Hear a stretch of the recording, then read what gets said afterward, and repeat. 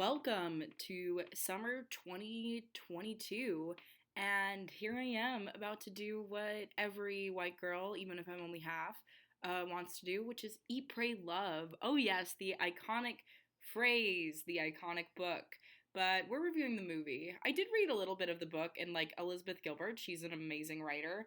I really love her TED talk on how, or just creativity is like waiting for a Daedra to like hit you with inspiration and like just showing up and allowing whatever happens to take place and not trying to like rush it or be creative in the sake of being creative. Apparently, my Daedra never stops fucking talking and will only allow me to be creative, and in fact hurts me when I am not, poops on my mind, literally. But yeah, I mean, I have respect for Elizabeth Gilbert, but Eat, Pray, Love is about a cult, and there's very few things that can change my mind. I did just amusingly read an article by a dead old white man who was like, "Oh, this is like a culture of narcissism in Eat, Pray, Love," and it would be a white man to say that about a white woman, I guess, because yeah, I mean, just it's hard, I think, for an old guy such as himself, the man who wrote the review, to probably imagine like a woman being like, okay, I'm gonna do all of these things and just like enjoy life regardless of all the other stuff. And she like used her advance to write about how she chose to enjoy life. And hey, we can't be mad that she outsmarted all of us blue collar, white collar, working class people. Can we? We can't.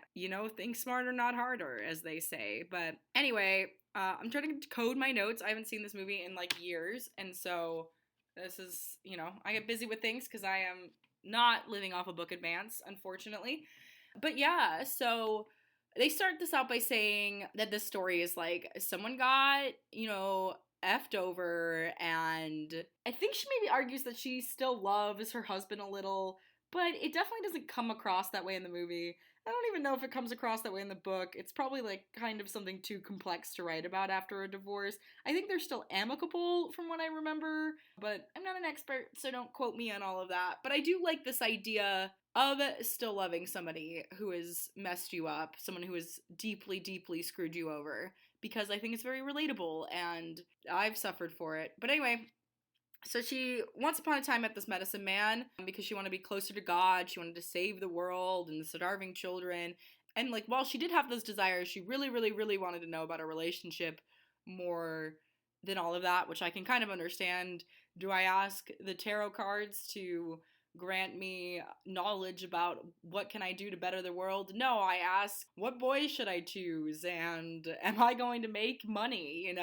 But if I make money, I will help people with the money that I make. So there's that.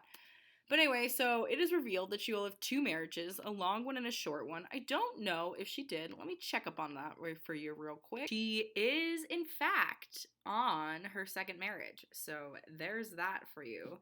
I'm assuming her first one was her short one, and this is now her long one. Let's pray, I assume. It's so weird because when I think of short, I think of my like short month marriage, or Marilyn Monroe's, and it's not always like that. It's not always like this. Anyway, she's told that she will lose all her money, but she'll get it all back. She'll live in Bali, teach English to this teacher, and she was advised to look through her heart, not her head, which I would honestly say is a very bad idea because your heart doesn't have eyes. She was not particularly interested in having children, and I think her current husband really wanted children, so was that fatal thing. And yeah, she has a lot of like self-hate talk, which I think a lot of people can relate to. I guess maybe all of our brains do this. My younger self, wrote adorably, "We love our chonky pets, but why not ourselves?" I just wanted to share that with you. That was very brave, young me. So her husband is like keeping a trunk filled with baby things and is just planning for the future, trying to square money away. And he thinks that she doesn't want to have a baby because she would be fully committed, but her husband wants to go back to school, and he just kind of argues that she didn't believe in him and that her negative mindset messes up everything. And they bought this house so that they could travel with a kid, and they bought this house so they wouldn't have to travel with a kid. And the husband is like, well, you could homeschool. And she kind of felt unfamiliar to praying, which is very interesting as this is the second word in the title. I said has a lot of plastic surgery. I wonder if I'm talking about Julia Roberts, and maybe she hasn't, maybe she just looks like that. It's very rude of me to assume what's going on, and like who cares, do what's best for you. But I don't know, I think Julia Roberts is pretty in a like hippie sort of way, which is perfect for this. Anyway, I didn't really love all of the crying. It just feels really forced the way that this narrative jumped up. I don't think that it's on Julia Roberts. I think she's a pretty alright actress, but anyway, then she has this voice that she hears inside of her, and I think it's supposed to represent that, like, her voice of her true self, which is often being drowned out by, like, I think the negativity and, like, weird back and forthness of her husband. And her true voice is like, go back to bed, take care of yourself. And her husband convinces that he doesn't want to go to Aruba, and she admits that she doesn't want to be married. She just knew that they just couldn't do this together. It's very interesting to see this from a person who wanted to be divorced eyes, because I definitely didn't, but kind of had to. So it's such a hard concept for me to wrap around. But I guess when it's not working, it's not working, So she starts learning Italian to deal with her divorce. Sorry about the plane going over, but that will just say we're transitioning to Italy. So she's staying with friends. I kind of don't love, there's kind of like this like halo glow around the actors, and they like kind of like pause the like slow motion thing, and I just like, I don't know. I guess people like to see beautiful people walk in slow motion, but to me, it gives me anxiety. Am I alone on that? Please comment below if I'm not. And she knew kind of, I think, setting out this journey that, like, her life isn't going to pause for her, right? Like, American life is going to continue, and she's going to have this journey. She loves a hot guy like she loves a hot panini. I did not write that line, just so you know. I wish I did. Almost as good as spaghetti regretti, or mom spaghetti M&M, or ravioli, give me the formula. I'm very much in that realm. So she decided that the way that she would recover from divorce is to become infatuated with something else. I kind of definitely feel like this character at this point is pushing love away, but she's at the start of her journey. Maybe she'll learn. Stay tuned. I kind of feel like they took liberties with the material. Like, I remember the book being a little more charming, and this kind of feels like it's making fun of all that and being like, oh, so the genre is romantic comedy. And I was like, I think this book was really about, like, mental illness, but, and, like, discovery and a sense of self. But sure. She calls somebody short. I'm unclear if it was, like, her guru or whatever. But anyway, she's got a guru, so it's that kind of white person. Very, very interesting. I guess we shouldn't shame religion. Some people need gurus in life. Other people are just, like, improving it like I am. Anyway, she couldn't find God in 3 stages of shots. And so she just feels very unnerved, and she doesn't understand why she's not happy after being married. She just really wants to immerse herself in different cultures, I think, to just forget about the toxicities that she had to kind of absorb from the American things, where I think, like, women aren't really allowed to stand up for themselves. We're very conservative and very, like, by the book Bible in some ways. I don't know. I haven't read a lot of the New Testament, so don't say that, but I think at least what a lot of pastors are preaching is, like, women listening to the husband being secondary. Adam came first, right? So I guess somehow it's, like, this weird twin argument of, like, oh, I came out of the womb first, so I get to wreck the earth and be in charge of everything much longer.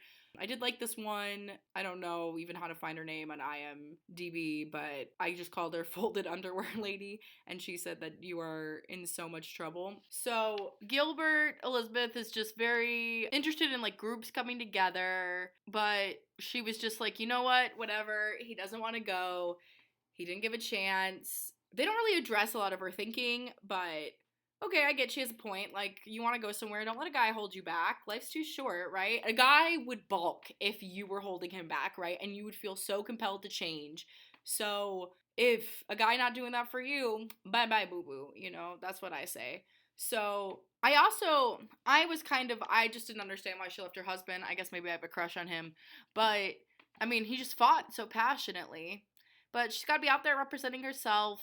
At first, she's even heartbroken, but feels weird because it's, like, her that, like, messed up and made the decision. And she's just mad that this all kind of, like, feels the same. Like, I think she thought it would feel more empowering, but I think it comes in waves, as all emotions do it. And all of her friends are just kind of encouraging her to be with her husband and try to make the marriage work because that's like what you do.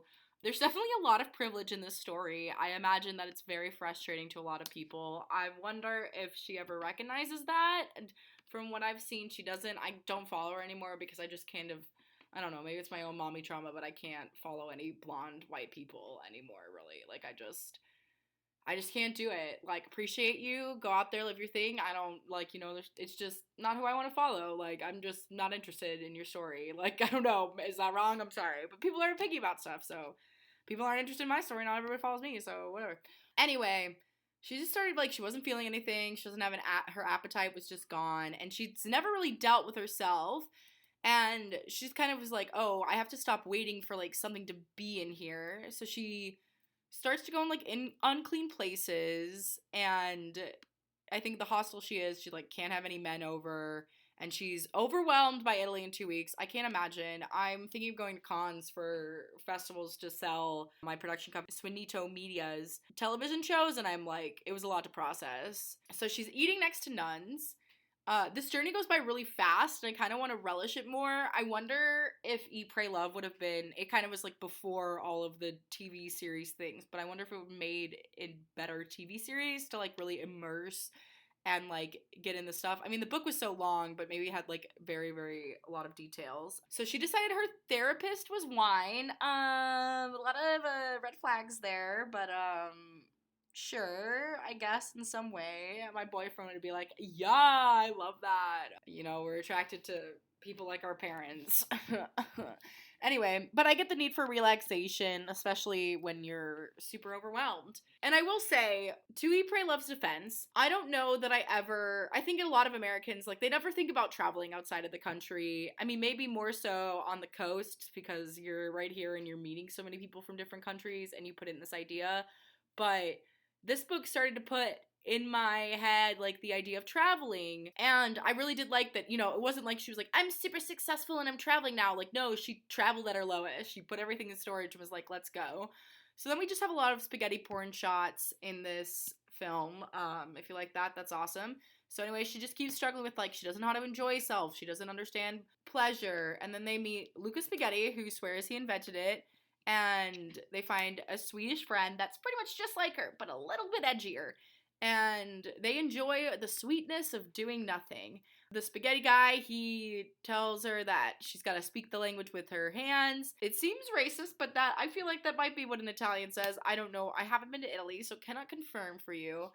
So she learns the gestures of language, and she's interested that there is a lot of ways to say screw you. But she's kind of having fun emotionally, which is good after a divorce. So she gets good at the Italian clap. I also put spinny table, cannot decode, sorry. My thoughts I can't decode. It was a terrible rendition of Paramore. Anyway, she kind of is like having the like sex idealization of Europe is Italy. She gains 10 pounds though, and she doesn't care. I honestly, that was like one of my favorite things that I read of hers. I don't know, it was just weirdly empowering to be like, I ate carbs and I grew out of my pants and I had no more pants that I fit in, and whatever, I bought new pants and I kept eating carbs. And it's like, like, I feel like if I grew out of my pants, and this is like obviously being raised by an anorexic mother, but if I grew, like, when my pants are tight, I like feel so bad about myself. And so like the radicalness of like being like, whatever, just like buying clothes that fit your body and enjoying life, honestly very empowering. I think no matter what your skin color, I understand that's like privileged to have like the money to buy new clothes, but there's something just to that, to be like, your body's in the space, let your body be in the space it needs to be in. Although I'd be worried. And maybe she needed to gain 10 pounds. She was already pretty skinny. It's Julia Roberts, So she's wondering if she should start saying no. And she just starts recalling everything she ate. And she then starts having the self-guilt and loathing. And so she throws up with the guilt. She's just healing some body disorders and encourages friend to. I wonder if they had the fat suit Julia Roberts. I don't know if I even noticed really a difference. And she's trying to squeeze into the pants. I thought that bit was a bit fun and good. Honestly, the reality of squeezing into pants, I feel like, is more like horror music based, but it's good to have it in a light way of like, it really shouldn't be a big deal. I feel like guys will wear the worst clothing that doesn't fit them, holes in their shirts, holes in their socks, like pant leg literally coming off, and we're like, oh my god, I can't fit into these jeans that literally shrunk in the wash, or like are ridiculously small to begin with. Like, it's so weird. Life is so weird. I hate this world we were born into, but I'm making the best of it. Anyway, it's so fast paced. And I think she's like writing the book in this too, which sometimes to me is like so cheesy, but I mean, that's what she did, and that's like the story, so here we are. So she gets a pretty dress, but she's like, no, I don't know. I don't have any point of dressing up, but it's a pretty casual dress, but I guess to some people, like, you put on a dress and it's automatically dressing up because it's not pants, but I'm like, I feel like I have like certain dress pants, certain dresses that are casual, certain dresses that are not. I don't know. I guess maybe I got a fashion course that most people didn't. So maybe I'm privileged this whole time. Anyway, so she was like, oh, I could have went on dates, but I'm going to just make picnics for herself. Little did she know about COVID in the future. You know what I mean? She might have been like, I really want this human interaction, but yeah. So she's starting to remember her past relationship, and she kind of realizes that maybe she has to be unhappy to be happy, to kind of just feel her feelings and like get it out, because she knows her worth is more than the things that she was believing.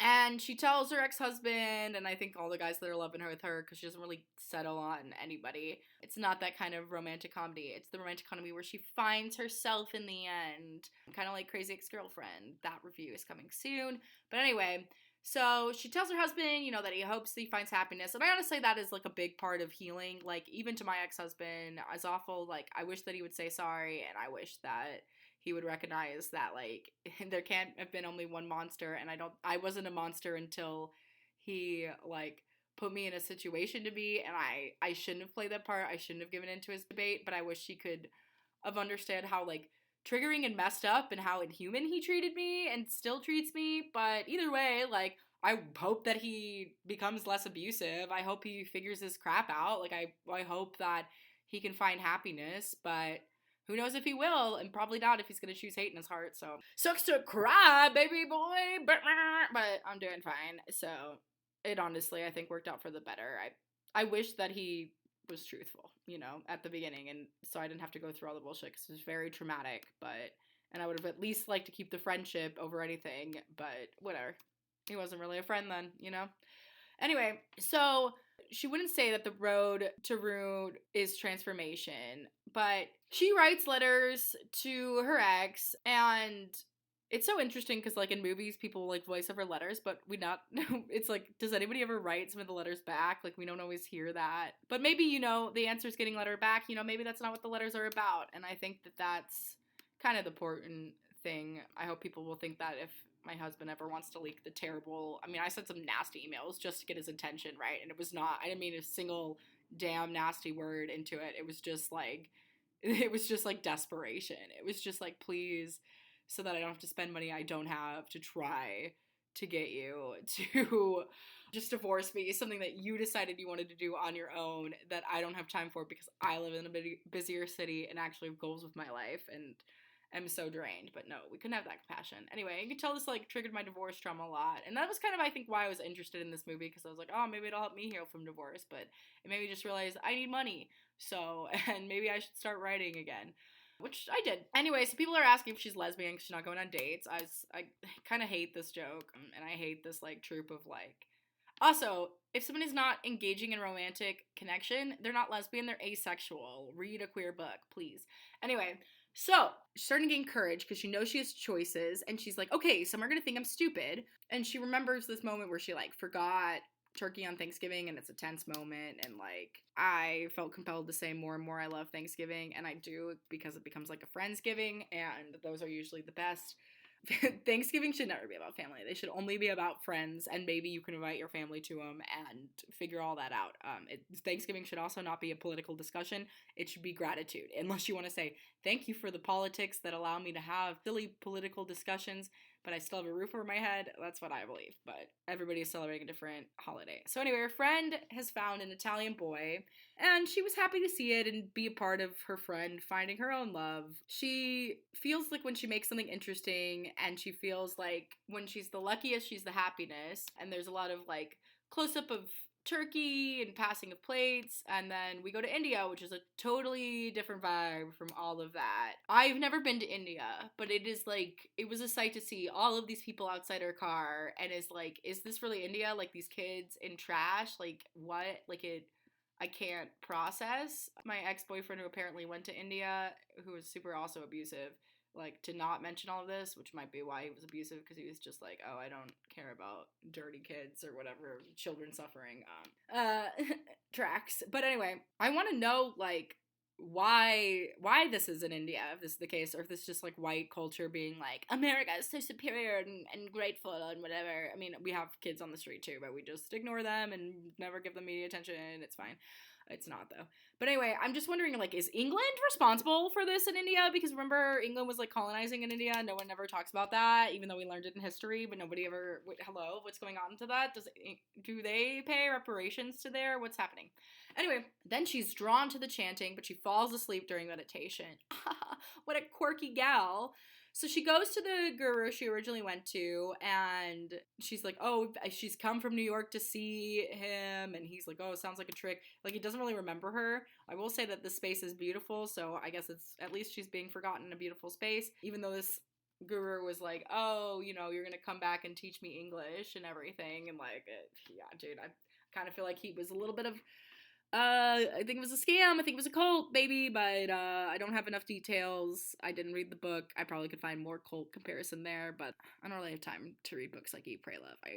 I really don't have time to read books anymore. I'm trying to get rid of reading, but it's hard because I have a love for it, and I also bought so many books that I want to honor the money that I spent on it and the knowledge that is in those books and the trees that were killed, you know? Anyway, so she needs to practice silence, but it's very challenging, and to me it was very scary where she stayed, but she just believed. And in their culture, they would just be like married off, which is custom, and kind of not too much like America. It's changing, obviously, but I feel like in the Midwest and a lot of parts, you're just expected to be married, you know? So she wanted to study psychology. She bonds with this teenager, and she feels like, is she selfish for being happy? And I think people would argue, obviously the dead white guy critic would say, hey, you were selfish for going on this trip and like leaving this guy.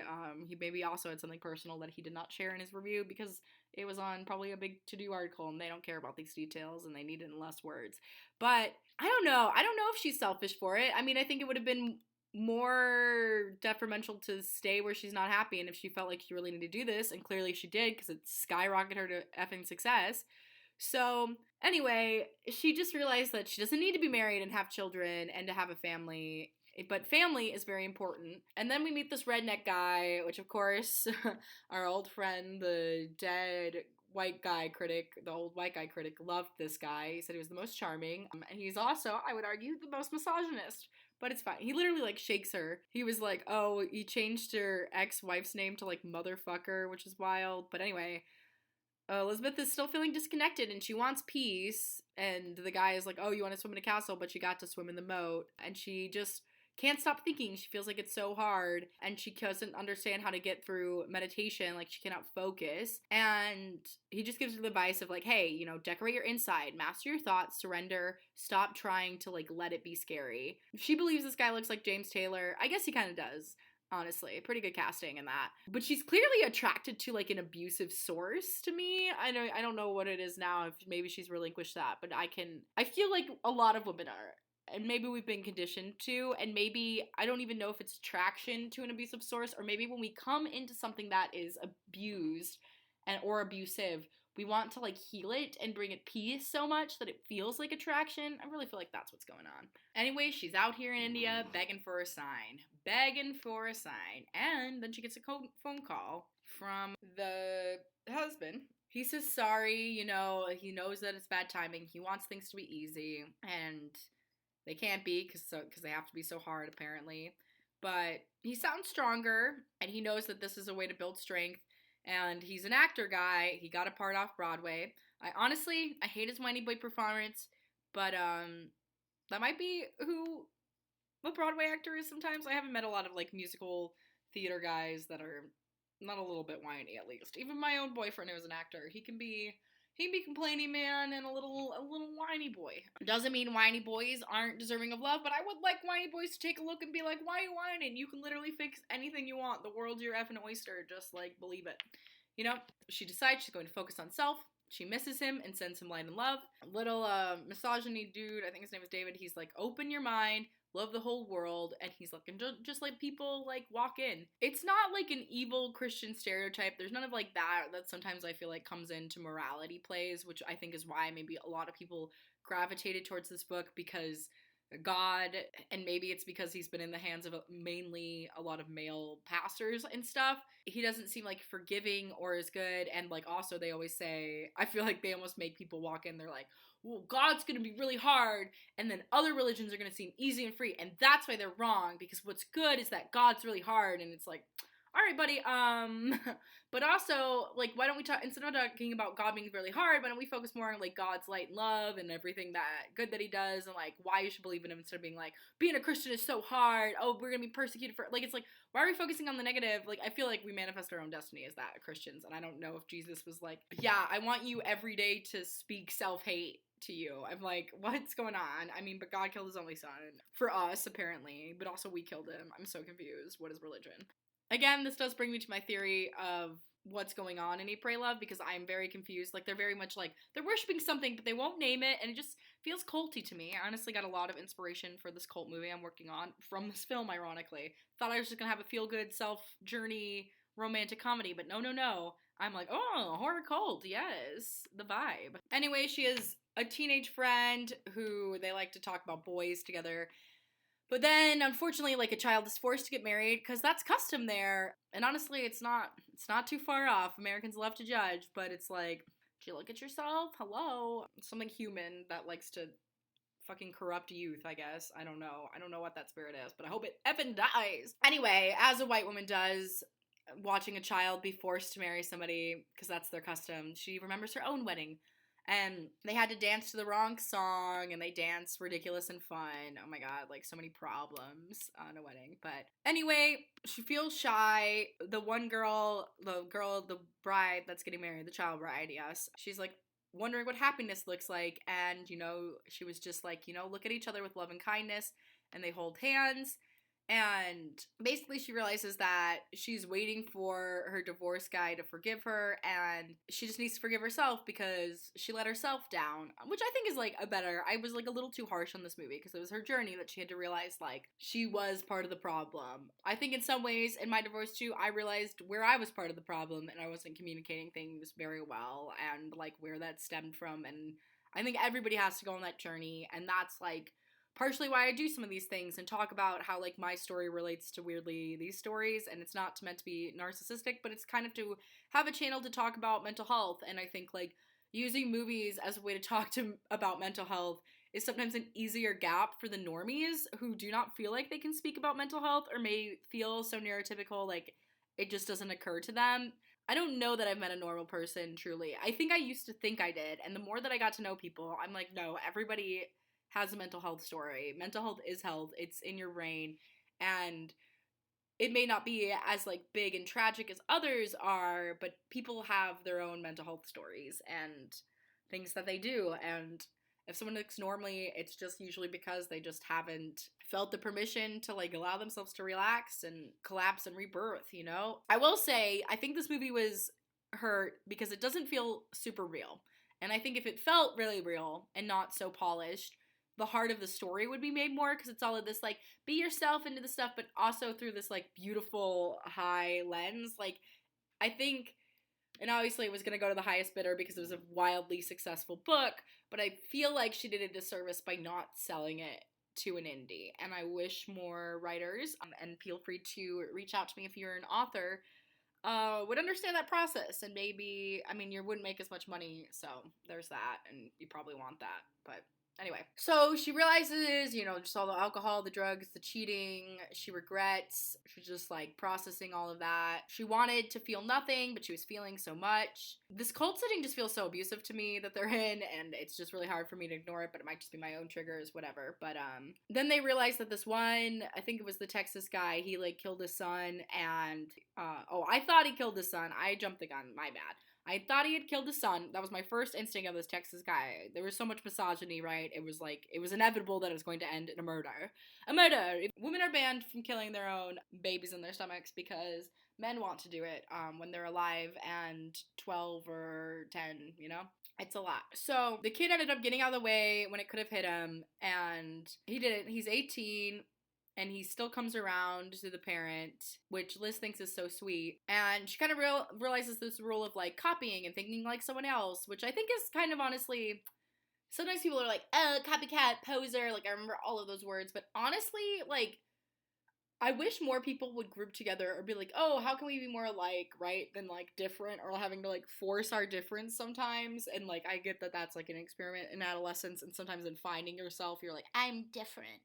But I feel like embracing similarities, like, this is the other thing I always want to say. People are like, oh, write a screenplay and tell the story you want to do as an actor or whatever, or to all these artists. I'm going to be like, bruh, there are so many screenplays out there. Stop doing that. Combine with other screenplays, combine with other people, and write projects. Not that there needs to not be anything new, but, like, don't try to do everything by yourself. Like, just collab. That is, like, my biggest advice that I would say to other people. Like, and even if somebody's mean to you, like, stick up and be like, whatever, because people will usually respect that, and then maybe collab. It's not like you're never gonna have any sort of issues with people. That is just not a real life thing. Sorry. Makes when you solve issues that much more fun. Anyway, she decided she's gonna stay until she forgives herself, and because the whole thing was like he was letting go of everything else to take care of herself, and the one guy is also, trying to forgive himself. Ryan Murphy, I think, produced this movie, which is very funny to me. I guess he just really related. Very wild to think. Anyway, so he's dancing with the past self, his current self, and that's kind of how she's remembering the divorce and her marriage and her wedding. And he just realizes that, she just says to him, like, she can't love him. And he says, I know, I still love you. So love me. And that kind of felt messed up to me. And he was like, and she was like, that's fine, miss me, which is also, like, badass. I mean, okay, I will say, mentally sending love and life is better than sending hate, right? And I need to not do that, especially even when people irritate me at the effing airport. They irritate me so much at the airport, y'all. You don't even know. But anyway, sending mentally love and light, it just doesn't really do something. I mean, maybe I, like, it tracks, but I feel like sometimes you can, like, I guess wish that for somebody. It's not like you have to stop letting love and light, but, like, just being like, well, I hope they work it out. That doesn't, like, help get problems done. Like, yes, the person is the only person who can fix themselves, but you have to, like, gather around as a community sometimes because people feel so alone, and you can't really fix yourself. Like, you can. It is only you who can get better, but you have to also have a community. Like, look at Liz Gilbert. She is not alone this entire movie, right? She's like, literally in this cult-like community, meditating and stuff. It's, it's wild. Like, but she ain't alone, so don't buy into it. That's not real. I don't know. I can't tell if this, like, movie in particular is, like, her trying to understand, like, was she abusive? Was the relationship she with abusive, or is it just like her dealing with her own midlife crisis? Unclear. Anyway, her friend decides to finally leave, and they were, like, healing together, and everybody is temporary staying, and she's just feeling like she wants something that lasts a long time, and she ends up just going into a silence once everybody leaves. She does this, like, 10-day retreat where she is just being a hostess, watching over a flock, and I don't know why I wrote Susie cream cheese, but sounds delicious, but I really shouldn't have cheese. And smiling was her social breaks in silence, and she kind of felt bubbly all the time, and she is feeling like she's, like, told that, like, God dwells within her, and I think the guru is like, hey, it's okay to leave. This is not a cult, they say, which is, I guess, part of it. I think, though, in cults you can leave. That doesn't not necessarily mean it's not a cult. Like, I don't really know. Let me look up the definition of a cult, actually. Let's get real on it. Cult. Define. Yeah, it just is a system of religious veneration and devotion directly toward a particular figure or object. So it's basically, I mean, one could call Christianity a cult too. So what's happening? I think about that all the time, actually. So she interacts with an elephant when she's biking. She sees this one baby tormented by a demon. Chill, just typical things that happen. Or the baby's teething, same thing. And yet again, the guru does not remember her. He doesn't remember at all, but then remembers, and he says, okay, your lifetime, you had too much worry, too much sorrow. He was like, back then, you were like a sad old woman, and now you're pretty and so different because you decided to believe. And, people are asking, like, what help? Well, she's asking to, like, how can she help him? Because obviously he, like, led her on this journey, sort of. I mean, again, we're giving a lot of credit to a man who I think is just making up things off the top of his head, but we cannot prove it. Maybe he is old and wise. I guess we should trust in that. I am a skeptical Capricorn, so I don't. But anyway, so he wants them to copy the text. He might be 101, he might be 64. He don't remember. Neither does our president. It's fine. It's not, but it's fine. It has to be. We'll work it out. Like I said, he's not alone either. The president also has a community. So he copies all this book. She realizes she doesn't want pretty or a husband, radical, especially I think at the time of this book in America to say that. Now I think it's a little less radical, at least on the coast, but on the coast people are like surprised. You're like, you want to get married? And I'm like, yeah, because the government awards that. But I get why you hesitate, because divorce punishes that, especially in California. But in the Midwest, you come from that. Anyway, she realizes that if she loses her balance of life, of like this eat, pray, love balance, she's going to lose her power.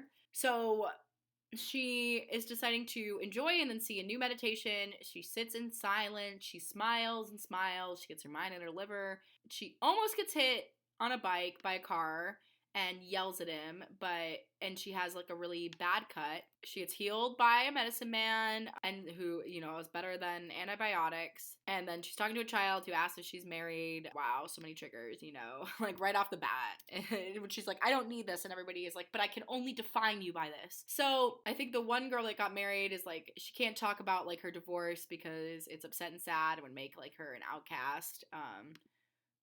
That was honestly feelings I had as a divorce. I wish like more people opened up. I think it now is a little bit more than it is because the podcast system and all of these like social media has become so infiltrated of people just opening up with their stories, which is amazing. But still the algorithms don't promote it. RIP. You'll never see this video.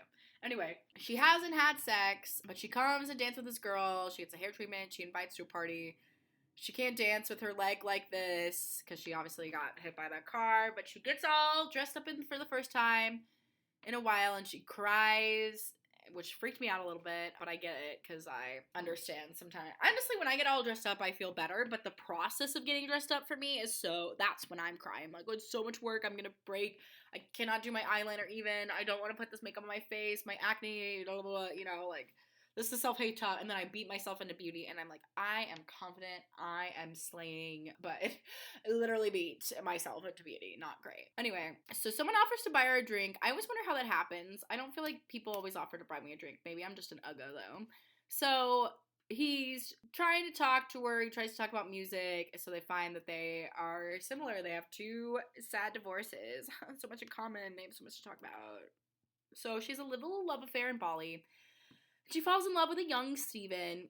She's just kind of doing what other people tell her to do. She just like spine dances with him. She gets drunk, skinny dipping. She does casual sex. And she believes that she dated him 15 years ago or 6 months ago. And she thinks that's all cute. And she feels like her heart is protected. So she runs into the divorce guy who ran her over. But she had cards and hugs, so it's fine. It's fine. And she's keeping the bicycle because she's hungover. And she's kind of feeling mean to men. I think she got a lot of anger with that. Makes sense. But this guy, brings stuff to cure the hangover. The front door is open here. Beer is in a plastic bag. Helping a son make coffee. Calling children darling. He wants her because she's hot. He's hot. 49 stamps on a passport, baby. This is white people privilege. Not all white people, because there are a lot of white poor people that ain't ever gonna see this. Just to not have the scheme to be like, hey, what if I wrote about my travels, but you gave me in advance first? So it's the guy from Mother, who is also the Ricky and Lucy or something like that. I don't know. I'm tired, y'all. I tried. But anyway, he argues the best place is his place. He's a great actor. It's honestly a beautiful note to see him. He brings her again to the medicine man, who tells her about how she's still scared to open her heart to heal and that she has to trust an amazing guiding soul, the medicine man. I could have used his advice years ago. And she realizes that she doesn't need a man, she needs a champion. And she's like hiking with his son, and they talk about how, like, I don't know, they feel like they've always known each other for like a long time of like 10 years. Time is relative here in Bali, apparently. And this is a man who doesn't need her for baby. And they kiss on the lips. Ryan Murphy directed this for this purpose.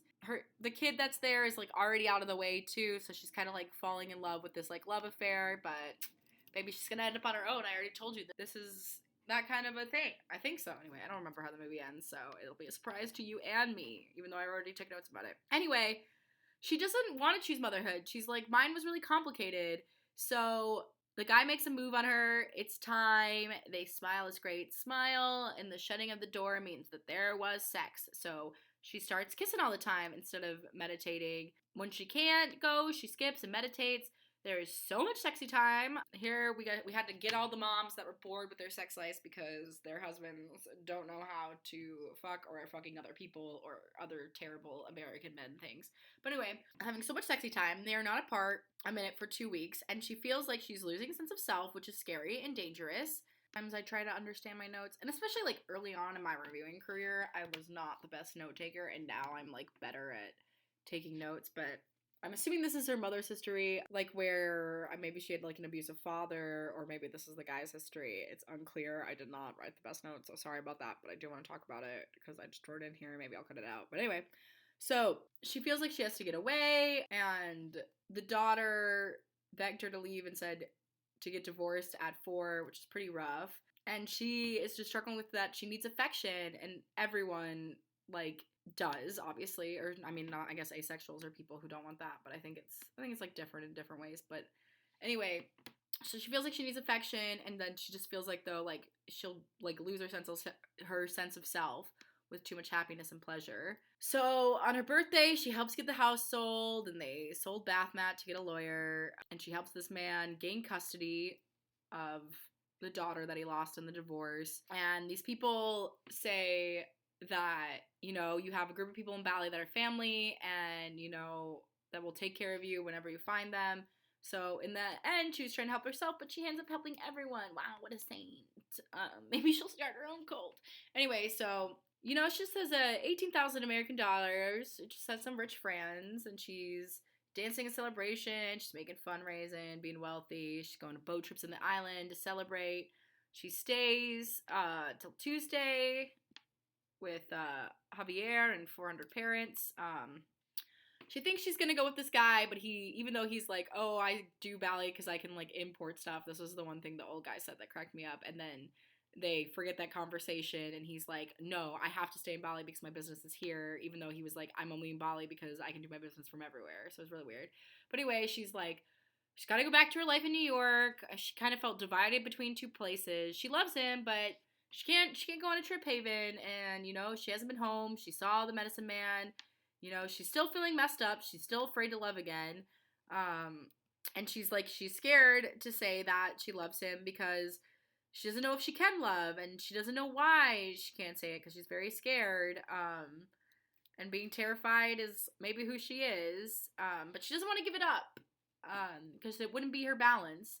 And her balance is found in not letting anyone else, loving herself less. Very radical statement, but very, I think, powerful for women. I wish that I kind of knew that earlier on in life, and I think hopefully all these Gen Zers, iGen, you know, that they're getting more accustomed to that feeling that, like, you don't need somebody else to define you or to be loved. I mean, I think it's hard in this world of, like, building an audience because generally, like, you want people to like you want to fit in a community, you want to be a good person, but also, like, sometimes it takes time, and sometimes when you're expressing yourself, especially if you're, like, changing or for the first time you were believing kind of those bad things that you did, like, need this love, like, your community grows, right? And you find yourself surrounded by people, and, like, people change, and sometimes that's just, like, a way to meet more people, and that can be, like, you know, not so terrifying. Not everybody has to stay in your life forever, and it makes the ones that do all the more special, you know? So, anyway, they're still yelling.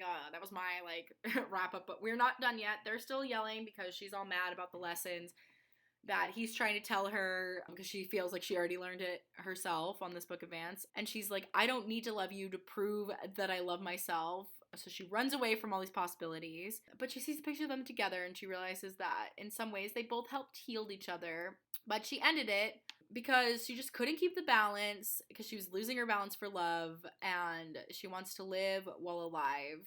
And, you know, it started when she lost love. It has to end when she finds it. And she's still by the boat because the ruler told her she was out of touch with herself unless she knows when it's unwell. And then she goes back to America. And yeah, I have no idea how the book ends.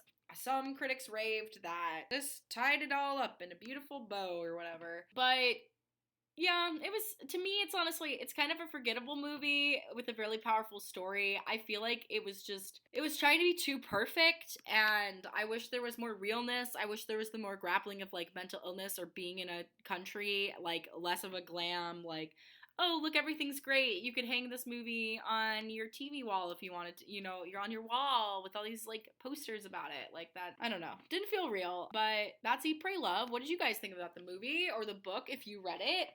How was all that? Let me know. Do you still like Elizabeth Gilbert? What do we think about her? Let's have a conversation. Not to, like, dish. I think I still, like, respect her for what she did, but I mean, sometimes I feel like liking Elizabeth Gilbert is white feminism, and I don't really know how else to explain that. But yeah, I wonder if there was, like, appropriation of cultures. I mean, I'm so untraveled. I'm out of my element here, and obviously, like, should we travel? That's more money for these countries, but does anything help? Hello? Are we in a void? Is Eat, Pray, Loving enough? Let me know. Anyway, I do these film reviews on my channel all the time. I also have a podcast that does children's media, and then my production company will post our shorts, and we're working on some good stuff, television that really will address mental illness. Hopefully the networks won't try to stop me because I will not be stopped, and it will make good television for them. But yeah, hopefully this all works out and that you'll be able to see them too. They will probably not be on here, but I don't know, maybe I'll make a deal with YouTube. So thanks so much for watching and listening, and I hope you have a great day, and if you can eat, pray, love, I hope you're doing all that. Bye. Have a good one.